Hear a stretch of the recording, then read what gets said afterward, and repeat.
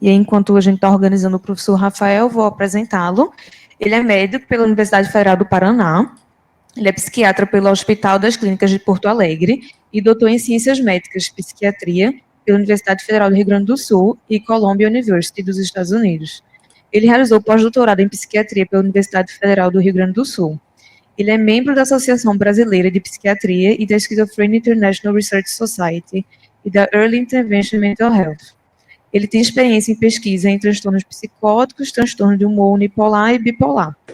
Ele compartilhará seus conhecimentos sobre a conexão entre transtornos psicóticos e sistema imune. Então, da mesma forma que aconteceu com Melissa, a gente vai ter a palestra dele. Quem tiver perguntas, faz no final, tá certo? E aí, realmente é importante aparecer na câmera para ele poder ver quem está fazendo a pergunta. Oi, pessoal. Oi, Rafael. Bom dia. Bom dia ou boa tarde a já, todos. Né? Tá, vocês estão me ouvindo bem? Tá só um pouquinho baixo, mas o pessoal vai ajustar. Baixo? Não, mas eu ajusto aqui também, pode ser aqui. Daqui a pouco é o meu microfone. Aqui era meu fone, deixa eu ver aqui o meu microfone. Aí, vocês estão me ouvindo bem agora? Deixa eu só, vou colocar minha apresentação aqui só para ver se vocês estão vendo. Deixa eu fechar as coisas, porque eu tentei apresentar aqui pelo... Eu vou compartilhar minha tela, tá? Aí certo. eu faço minha apresentação toda aqui. Só um minutinho. Só um pouquinho que deu um erro aqui. Aí vocês me confirmam se vocês estão... eu coloquei minha apresentação, vocês estão vendo? Sim, tá tudo certo. Tá. Passou o slide aí também? Passou, né? Passou. Uhum. Então tá. Então, bom, obrigado pelo convite, tá? Uma satisfação estar aqui com vocês. Para mim, peço desculpas por não estar aí presencialmente, tá? Mas, enfim, por conta de organizações, inclusive da universidade, eu não consegui ir, tá bom? Mas, então, a ideia para comentar com vocês um pouco é falar sobre a conexão entre os transtornos psicóticos e o sistema imune, que é um campo de trabalho que eu trabalho nas minhas linhas de pesquisa, né? Uma das linhas de pesquisa como os psicóticos. Né? O sintoma psicótico, então, ele vai dar a característica do diagnóstico, né? Então a gente vai diagnosticar a esquizofrenia a partir daquele aparecimento dos sintomas, porém, a gente sabe já de diversas pesquisas de muito tempo que não é ou não basta o sintoma psicótico para a gente entender o curso da esquizofrenia. Né? Então a gente vai ver ali o sintoma psicótico como o definidor, né, do diagnóstico, mas quando a gente olha antes desse desenvolvimento da esquizofrenia, a gente vai ver o que a gente chama de pródromo, que está ali em amarelo, que seriam os sintomas atenuados, e até mesmo alguns momentos pré-mórbidos que podem apresentar algum tipo de sintoma, mas que nenhum deles é característico ou patognomônico do desenvolvimento da doença. Né? Então a gente vê a esquizofrenia dentro de um quadro a partir do desenvolvimento do sintoma psicótico e dos prejuízos que a gente tem a partir desse primeiro desenvolvimento. Isso trouxe, dentro da literatura e dentro da literatura do desenvolvimento da esquizofrenia, uma primeira hipótese, né, de muitos anos atrás, que é inclusive o nome do Kraepelin, né, quando ele fala da demência precoce, que a esquizofrenia teria um modelo neurodegenerativo, né, e que a gente teria degenerações no cérebro e no comportamento, né, e no corpo do indivíduo, isso acarretando alterações de comportamento, né, logo após o diagnóstico, aquela hipótese da demência precoce. Mas, a partir dos anos 60, 70, nós tivemos também a hipótese neurodesenvolvimental da esquizofrenia, em que ela ocorreria, a doença ocorre com manifestações anteriores, né, que a gente chama de pré-mórbido, ou mesmo pródromo ali que eu apresentei dentro do curso. E essas manifestações já mostram que a esquizofrenia emerge de um cérebro não 100% saudável. Essas duas hipóteses, elas são na prática complementares hoje em dia. E a gente já sabe que sim, a doença tem um aspecto de neurodegeneração, mas também ela tem um aspecto de neurodesenvolvimento. E é aí que entra a possibilidade do sistema imune estar associado. Quando a gente olha o início da esquizofrenia, o início dentro dos anos, né, a gente sabe que ela é uma doença que acomete, então, o adulto jovem, Na maior parte das vezes, você tem esquizofrenia na infância, você tem esquizofrenia com início mais tardio, mas ela comete o adulto jovem. E essas são as porcentagens de aparecimento da doença a partir dos anos, sendo que quase metade dos pacientes ela aparece antes dos 25 anos de idade. O achado mais comum biológico que a gente tem na esquizofrenia é o aumento da liberação de dopamina e o aumento dos receptores de dopamina no estriado ventral. Esse é o achado mais clássico e é aí que os antipsicóticos, os conhecidos antipsicóticos atualmente fazem efeito, né, bloqueando o receptor de dopamina, mas a esquizofrenia é muito mais que isso do ponto de vista biológico. Ela tem outros achados e outros fenômenos que a gente tenta identificar os motivos de por eles estarem ocorrendo. Os sintomas psicóticos eles estão associados a essa dopamina. Então, quando a gente olha a PANSS, que talvez a maioria de vocês conheça, quem trabalha com esquizofrenia ou que tem algum contato com pesquisa de esquizofrenia, que é uma escala de sintomatologia de esquizofrenia, ela tem uma correlação entre a liberação de dopamina no estriado ventral com os sintomas positivos. Tá? Mas existem outros achados dentro desse fenômeno que a gente chama de esquizofrenia. Um dos outros achados que a gente tem, um dos mais descritos na literatura, é uma diminuição de volume cerebral. Essa diminuição, primeiro estudo realizado foi pela professora Eve Johnston, publicado em 1976, e que mostrou que as pessoas com esquizofrenia tinham um aumento dos ventrículos cerebrais, ou seja, um aumento dos espaços cerebrais comparado com indivíduos sem esquizofrenia.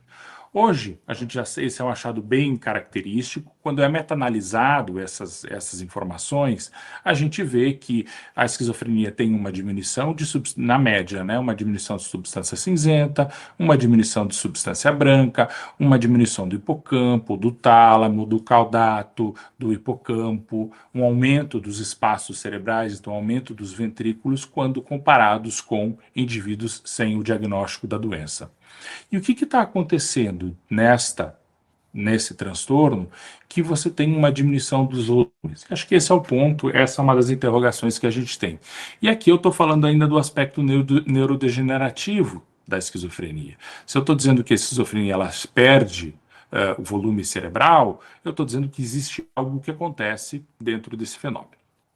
Esse aqui é uma imagem de dois irmãos gêmeos, tá? Um tem esquizofrenia e o outro não, tá? Isso aqui é apenas uma imagem pictórica de um artigo científico.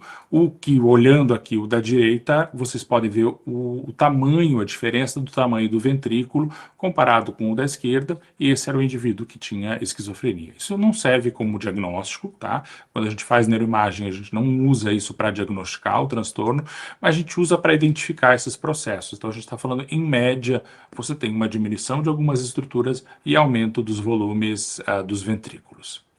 Isso ocorre muito caracteristicamente, não necessariamente por morte neuronal, mas por uma diminuição da arborização. Aqui é uma imagem de microscopia eletrônica de arborização do córtex pré-frontal. O indivíduo A é um indivíduo que não tinha esquizofrenia, o indivíduo B e o indivíduo C são indivíduos com esquizofrenia crônica. A gente vê esses pontinhos, são as arborizações sinápticas que a gente tem e que se apresentam, e a gente vê essa diminuição visível nessas duas pessoas que tinham o diagnóstico comparado com o grupo A. Então a gente tem algumas áreas de morte neuronal, mas é muito menos comum. O que a gente tem associado a essa diminuição das sinapses é uma diminuição da arborização, dessa diminuição de volume, é a diminuição da arborização sináptica. Quando a gente olha, então, no correr dos anos, né, e a gente aqui vê a substância cinzenta, né, esse é um gráfico de um artigo que acompanhou diversos pacientes com esquizofrenia, vocês podem ver em vermelho é o paciente com esquizofrenia e em azul é o indivíduo controle. Todos nós perdemos volume cerebral ao decorrer da idade. Tá? Todos nós, as pessoas tendo ou não tendo esquizofrenia. Isso faz parte do nosso processo de envelhecimento. Quando a gente compara os indivíduos com esquizofrenia, convolveram esquizofrenia, e aí eles olharam um score, é um estudo americano, eles olharam o score que esses indivíduos tinham na escola. E esse score tem uma correlação com o QI, tá? E eles fizeram esses scores ali por testes seriados que se tinha nos Estados Unidos. E o que se viu é que aquele declínio ali, ó, que vocês podem ver no amarelo, aqui em bege, né, na linha amarela, ele se dá 13 anos antes do aparecimento dos sintomas psicóticos, 13 anos em média. Por isso até alguns pesquisadores falam que a esquizofrenia é uma doença da cognição, né? Porque você vê um aspecto cognitivo que também não é patognomônico, não é, que a gente não consegue diagnosticar a esquizofrenia, é uma característica que depois a gente vai ver, né, quando a gente olha para trás, que isso aparece antes mesmo do aparecimento dos sintomas psicóticos. Ou seja, existe um fenômeno cerebral que já está ocorrendo naqueles indivíduos e parece que o aparecimento de sintomas psicóticos é emergência o aparecimento de um processo que já está perto do seu, não do seu fim, porque não é bem um fim, mas do seu ápice, né? Porque quando chega ali o sintoma psicótico já é um processo que já vem acontecendo já de alguns anos antes. E aí eu entro na inflamação, né? O que a gente explica? Assim, quais as formas da gente explicar tudo isso? Bom, você tem diversas hipóteses para explicar elas. Uma delas é o envolvimento de aspectos inflamatórios no próprio processo de desenvolvimento da doença, tá? Então, quando a gente de onde vem essa ideia, de onde vem esse entendimento? Esse entendimento primeiro vem que, sim, algumas infecções podem aumentar o risco de psicose, o processo estar com infecção, a gente pode ficar com sintomas psicóticos, e aí inclui diversas infecções, a última mais famosa, o Covid tinha tem um aumento de risco de sintomas psicóticos, então, puxa, tem alguma coisa relacionada à infecção barra inflamação, que tem psicose. A gente tem doenças imunológicas, como lúpus, podendo também causar sintomas psicóticos, então você tem algo no sistema imune que está associado. Os genes da esquizofrenia estão também relacionados com genes do sistema imune, nos estudos que são feitos genéticos. Existe um aumento dos marcadores inflamatórios na esquizofrenia, que eu vou falar um pouco. Existe associação entre perda de sinapses com inflamação, tá, cerebral. E existe um aumento de risco de mortalidade da esquizofrenia por infecções e por outras coisas, que também pode ser uma disfunção, uma disrupção do sistema imune.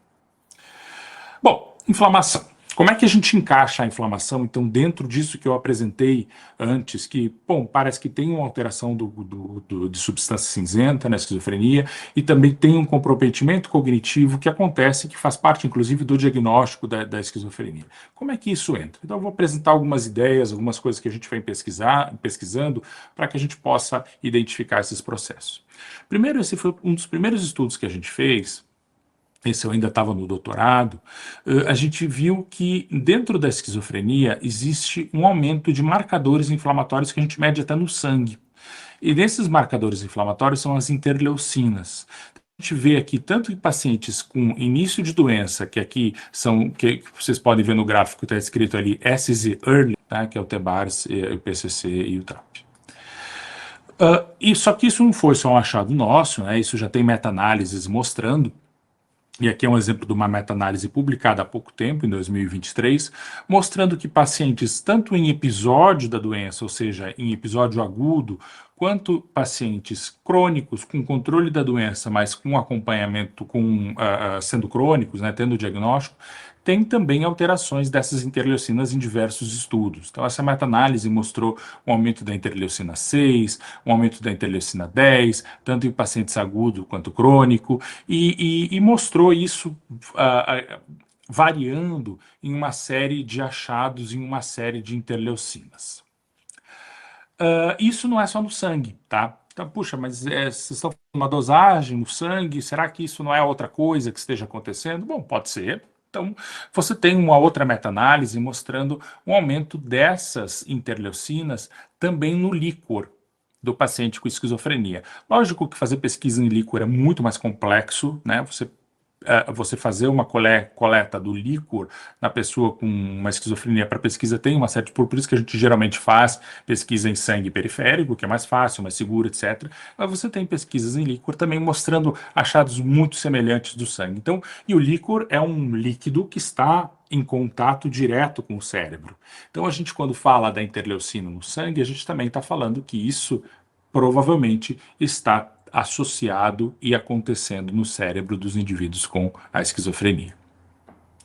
Aqui, além de então das interleucinas, a gente começou a estudar uma outra proteína, né, uma outra estrutura, que são as quimiocinas, que estão relacionadas a envelhecimento. Então a gente viu que dentro dos indivíduos, especialmente aqueles indivíduos jovens, no início da doença, tinha um aumento da CCL11, que é uma quimiocina relacionada com envelhecimento. Tá? Então a gente viu que parece que a pessoa com esquizofrenia tem, entre aspas, isso que eu vou dizer, que é uma metáfora, mas um envelhecimento mais precoce. Por isso, uma perda cerebral, talvez um volume, né, de perda cerebral, uma aceleração de perda cerebral um pouco mais cedo. E aí, com todo sentido, aquela ideia que o Kraepelin certa vez descreveu como demência precoce, quando ele fala o nome da demência, não é o mesmo demência que a gente entende hoje em dia, como demência de Alzheimer ou demência frontotemporal. O nome demência naquela época, lá 1890, era um sinônimo para prejuízo. Tá? Uma coisa que não tinha esse mesmo formato que tem hoje em dia. Então a gente fala que sim, parece que tem um processo degenerativo que começa mais cedo na esquizofrenia. E isso se reflete também numa diminuição dos telômeros. Não sei se vocês estão familiarizados com o telômero, mas telômero é um marcador de idade, né, de passar de idade. O telômero é uma partezinha lá do cromossomo que fica que quanto mais o cromossomo vai se dividindo, mais ele vai diminuindo. Então, ou seja, quanto mais tempo de vida a gente tem, que mais divisão celular, menor o telômero fica. Né? E o paciente com esquizofrenia parece ter um telômero já menor quando comparado com indivíduos controle. Então parece ter um processo de envelhecimento mais acelerado. Tá? A gente começou a tentar associar essas coisas. Né? Começou a tentar falar, puxa, será que processos cognitivos estão associados, então, com esse processo de envelhecimento que está relacionado com inflamação? Será que processos de perda de estruturas cerebrais, de volume de estruturas cerebrais também estão associados? O que a gente viu, esse é o primeiro estudo que a gente fez, em que a gente não viu uma associação direta entre cognição e marcadores inflamatórios. Então aqui o TNF-alfa, teleucina 6 e aqui alguns achados, tá, de cognitivos, né, aqui de memória verbal, né, da Hopkins, um subteste da Hopkins, né, mostrando a memória verbal. A gente primeiro viu que existe diferença entre pacientes e controles, né, é um achado muito comum na literatura, mas a gente não viu uma correlação entre a cognição direta, especialmente com memória verbal, com os marcadores inflamatórios. Porém, quando a gente faz uma análise um pouco mais complexa, uma associação entre mais marcadores com cognição, aí a gente começa a ver algumas diferenças. Então, a primeira coisa que a gente viu, e esse foi um estudo que traz uma série de dados que a gente publicou, quem é a primeira autora desse estudo é a professora Letícia Chepelevski, que é uma psicóloga, professora da Universidade Federal do Rio Grande do Sul, né? Que esse estudo faz parte do doutorado dela, eu coautorei, né, esse projeto junto. O que a gente viu foi que, primeiro, existe uma relação entre a CCL11 e telômero. Então, lembra que eu falei de CCL11, que parece que tá uma eutaxina associada com envelhecimento, que está aumentado na pessoa com esquizofrenia? Quanto mais CCL11, menor o telômero. Ideia do envelhecimento. Então, isso faz sentido. O que a gente viu daí, quando a gente começa a associar as coisas e controlar para outras variáveis, a gente começa a ver que existe uma associação de menor volume cerebral com a CCL11, especialmente na esquizofrenia. Então aqui a setinha azul é a setinha, né, a reta azul é das pessoas com esquizofrenia. A gente vê uma relação, então quanto maior o CCL11, que é essa eutaxina associada com envelhecimento, menor é o volume cerebral. Quanto maior o telômero, ou seja, aquilo que está não associado com o envelhecimento, maior o telômero é menos idoso, maior o volume cerebral, então essas coisas têm relação. fazendo com que a gente criasse... Eu acho que faltou aqui, eu passei. Aqui, tá, desculpa, eu passei rapidinho aqui esse slide. E aí a gente fez a associação disso, né, então dessa CCL11 e dos telômeros com cognição.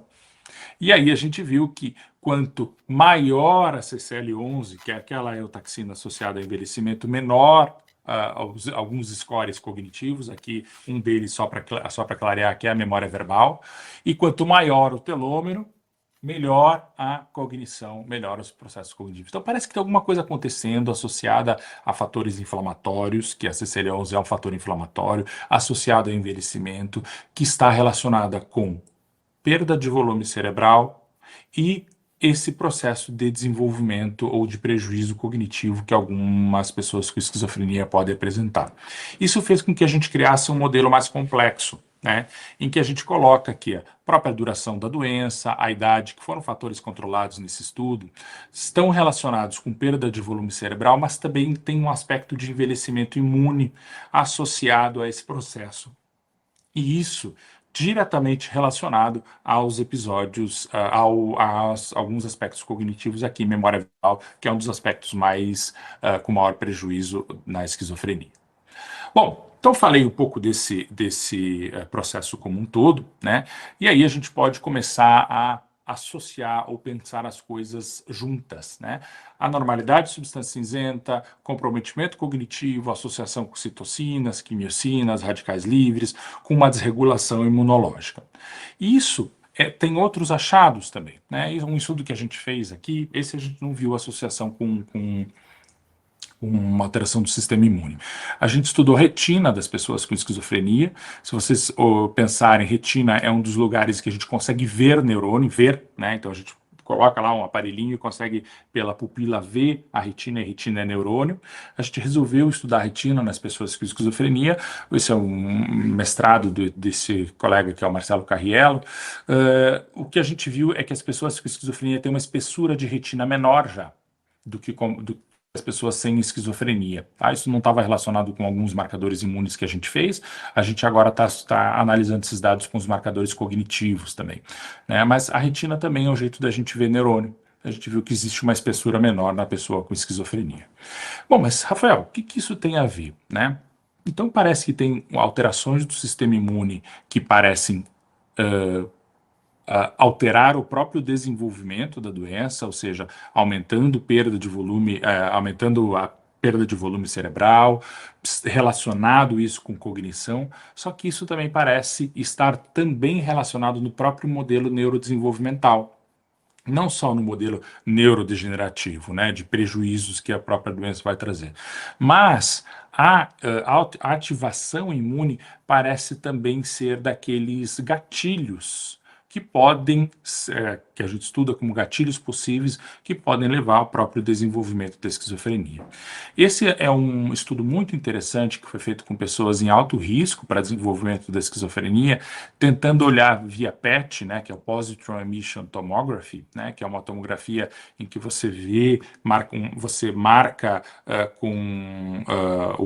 você faz um marcador de uma célula, por exemplo, e você vê a atividade dessa célula no cérebro. Aqui foi marcado a atividade imune, tá, da atividade microglial, para ver se essa atividade estava relacionada com o desenvolvimento da esquizofrenia. O que se viu, primeiro, é que tem uma relação dessa atividade com as pessoas com esquizofrenia, e o que se viu também é que existe uma relação entre ser pródromo de esquizofrenia e ter um aumento de atividade da célula microglial. Né? E aí, que circulado em vermelho é um indivíduo que tinha uma alta atividade dessa célula microglial que produz marcadores inflamatórios, tá? Aqui à direita, e aqui é o indivíduo, aqui é o score da CARMS, que é uma escala de verificação de sintomas de pródromo. Esse indivíduo converteu para esquizofrenia, né? Então ele tinha uma alta CARMS, uma alta atividade de microglial, uma alta atividade inflamatória cerebral, esse indivíduo converteu para esquizofrenia. Existe uma correlação entre sintomas e atividade microglial cerebral visto por PET. E a gente sabe também que a micróglia está relacionada ao pruning, a perda das sinapses ou mais do que perda das sinapses, a rearborização das sinapses dentro do nosso cérebro. Então, a micróglia, que é essa célula que produz marcadores inflamatórios, que produz inflamação, que produz aqueles aumentos de L6, etc., ela que ativa, ela que produz isso. Ela também é um agente ativo na reestruturação cerebral que a gente tem. E aqui eu mostrando um aumento da eliminação das sinapses pela micróglia das pessoas com esquizofrenia. Então a gente está juntando esses pontos, né, tentando entender que talvez um desses fatores que está relacionado com perda de substância branca, com perda de substância cinzenta, pode ser uma atividade inflamatória. E quando eu falo, não é aquela inflamação que a gente tem no corpo, é uma inflamação de celular, né? Uma atividade aumentada inflamatória na pessoa com esquizofrenia. Isso trouxe algumas hipóteses, né? A gente tem a hipótese de 2 golpes, ou 2 hits, né? Ou dois momentos, em que primeiro talvez essa droga ela tenha um estresse pré-natal, juntando aquela teoria que a esquizofrenia ela tem um estresse pré-natal e um estresse durante o desenvolvimento. Esse estresse pré-natal ele pode preparar essa micróglia, ela pode deixar essa micróglia pronta para ficar ativa, e aí um segundo hit, né, um segundo golpe, um segundo momento, levando uma hiperatividade dessa micróglia, aumentando o risco de desenvolvimento da psicose. Então aqui, por exemplo, o segundo hit poderia ser o uso de maconha, poderia ser alguma outra questão associada a um risco genético, logicamente, mas também associada a um hit inicial que tenha acontecido no desenvolvimento daquele indivíduo, né? A grande questão, assim, o que geralmente, assim, puxa, que legal, Rafael, bacana tudo isso, então vamos usar anti-inflamatório para tratar a esquizofrenia, né? Acho que esse é a primeira grande questão. O problema é que a gente não tem grandes achados, assim, que é uma meta-análise, até mostra que alguns anti-inflamatórios parecem melhorar alguns sintomas da esquizofrenia, mas nada clinicamente muito relevante, do ponto de vista que faça com que a gente vá e utilize ele para o tratamento farmacológico da pessoa com esquizofrenia. Então você não tem um achado tão característico disso, mas você tem alguns achados mostrando que, bom, tem algo por aí que a gente pode pensar no que fazer, né? Pode pensar dentro desse contexto como um todo. E aqui um último estudo, o último slide que eu apresento, mostrando um pouco, né, do que eu falei de um dos fatores. A pessoa com esquizofrenia tende a morrer mais por infecção. Tá? Isso pode ter outras causas, né? Pode ter, logicamente, não estou aqui sendo reducionista ao ponto de achar que é apenas o sistema imune que está associado, você pode ter N outras causas que podem estar associadas à mortalidade por infecção, né? Mas aqui a gente mostrou, aqui no estado do Paraná, os dados das pessoas com esquizofrenia, um risco de mortalidade por Covid 10 vezes maior na pessoa com esquizofrenia jovem. Tá? Jovem não é para morrer por Covid, né? Não é, porque vocês acompanharam, vocês viram, né? O risco de mortalidade, logicamente, é maior em pessoas idosas, etc., né? Pessoas obesas. A pessoa com esquizofrenia, mesmo controlada para peso, mesmo controlada para obesidade, a pessoa com esquizofrenia tem um risco de mortalidade muito maior do que o controle, especialmente os jovens. Parece que tem algo do sistema imune associado à esquizofrenia que põe essas pessoas com mais risco de mortalidade. E um exemplo é o Covid, tá? Mostrando aqui, dentre as idades, todas as idades mostraram aumento de risco de mortalidade comparado com as pessoas sem esquizofrenia. Esse aqui é para finalizar, então, minha apresentação. Esse aqui é um agradecimento a toda a minha equipe, né? A equipe que eu trabalho junto, uma equipe junto com a Fiocruz do Paraná, com a professora Letusa, que coordena.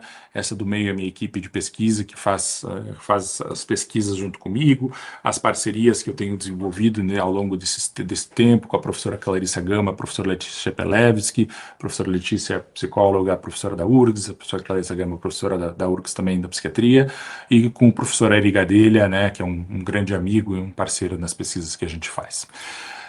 Então, muito obrigado pela oportunidade de falar com vocês. Espero que tenha trazido pelo menos um pouco de informação para ajudar a gente a pensar nessa complexidade que é a esquizofrenia. Obrigado.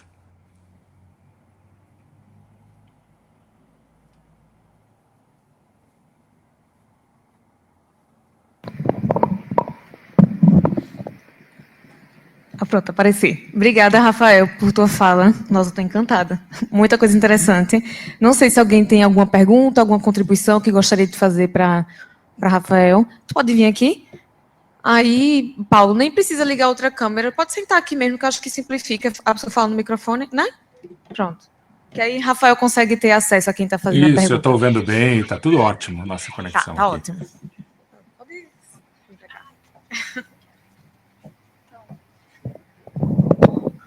Boa tarde, Rafael. Meu nome é Gilda, eu sou farmacologista, professora da Federal do Rio de Janeiro. Queria te parabenizar pela fala, pelo trabalho, e eu fiquei com duas perguntas, na realidade, se a Amanda me permitir. A primeira delas é se Não, eu estou bem assim.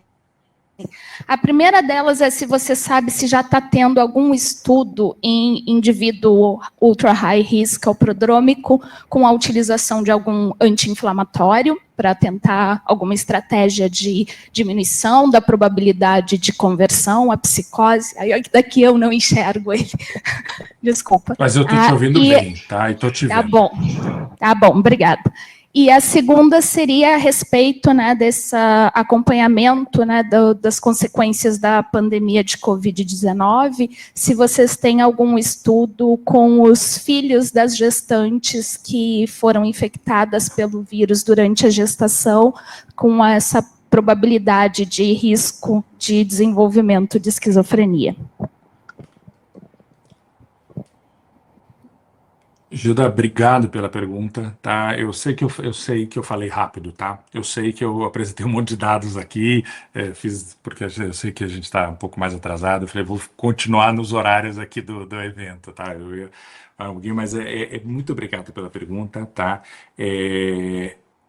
A tua primeira pergunta é fantástica, porque quando a gente olha em 2012, teve um paper publicado mostrando que ômega 3 diminuía risco de desenvolvimento de esquizofrenia. Meu Deus, isso para nós foi um fantástico. O problema é que quando você aumentou o N, isso era um paper de 40 sujeitos, você tinha no grupo placebo 7 desenvolveram, no grupo não placebo acho que 2 desenvolveram esquizofrenia. Bom, fantástico, descobrimos uma coisa. Quando você aumentou o N, o ômega 3 perdeu o efeito do diminuição de risco. E aí ficou-se a dúvida, que será que acontece? O ômega 3 tem um aspecto anti-inflamatório, não é um anti-inflamatório direto, mas ele é um anti-inflamatório de uma certa forma indireto, né? E assim, a gente ainda tem algum tipo de esperança, por mais que tenha alguns os artigos já mostrando, né, que não tem essa eficácia junto. Outros anti-inflamatórios não mostraram. Ultra high risk, nada mostrou muito, assim, quando tem uma meta-análise, acho que do ano passado, retrasado, mostrando que diversos dos estudos que a gente tem, eles, assim, a efetividade, risperidona parece ter alguma efetividade, então a gente está falando de antipsicótico, né, não tanto das outras estratégias. É um grupo difícil de você achar, de identificar e de fazer estudo, né, do ultra high risk, e você não tem, neste momento, até agora, um anti-inflamatório que tenha sido feito com efetividade. O estudo tem, mas com efetividade não. Então, o ômega 3 era o que a gente mais tinha esperança, no final das contas, tá? A gente não está, assim, eu não estou estudando consequência da pandemia na Covid, mas eu estou estudando, eu não quis apresentar aqui, eu tirei esse slide para não ficar muito extensa a apresentação, mas eu estou estudando mulheres expostas a tóxico na gestação, né? Porque você tem ali na Covid, a gente não sabe bem se a Covid aumenta o risco de esquizofrenia. Pelo menos os dados ainda não mostraram muito isso. Aumenta o risco de psicose pela própria infecção, aumenta o risco de Alzheimer, aumenta o risco de depressão. Né? Agora, com relação à esquizofrenia, não está muito claro se a própria Covid aumenta o desenvolvimento de risco. Mas tem uma coisa que aumenta, e que é uma coisa endêmica no Brasil, que é a toxo, que nos parece, nos meus últimos estudos, com essa minha equipe da Fiocruz, a gente começou a estudar toxoplasmose. A gente tem feito acompanhamento das mães que foram expostas a toxo na gestação, tá? E tem feito acompanhamento dessas crianças agora. Né? E tem feito também avaliação dos adolescentes que já foram expostos a toxo. A gente está vendo, não tem nenhum resultado ainda, porque é uma pesquisa que já está sendo coletada, mas está em começo ainda. né? Mas vou poder te dizer, talvez em alguns anos aí, 1 ou 2 anos, espero que a gente consiga terminar, se existe alguma relação com aumento de risco, tá? Obrigada. Obrigado. Ah, sim, e tem. Ah, desculpa, vou só voltando, Gida. Tem muito claro aqueles estudos mostrando da gripe, né? Do nascimento de pessoas com esquizofrenia, etc. Isso tem já, claro, característica, mas da Covid acho que vai ter que esperar um pouquinho, né? É exatamente isso. Acho que todo mundo da área chamou um pouco a atenção, né? Essas relações entre a pandemia de gripe espanhola e a pandemia de Covid, e justamente nessa relação de infecções virais na gestação com desenvolvimento de esquizofrenia veio, né, desse acompanhamento. Então, né, eu só estava interessada em saber se tem algum, né, entendo que esses resultados ainda estão por vir, porque a gente ainda não chegou na época de ter uma associação, mas saber se tinha algum grupo aqui no Brasil, de repente, fazendo esse acompanhamento já. Tá? Obrigada. Obrigado pela pergunta. Mais alguém gostaria de fazer? Pode vir para cá também, por favor. Aí a gente só fica com essa, tá? Por conta do horário, para a gente não atrasar muito o turno da tarde, e vocês poderem ter o tempo do almoço direitinho.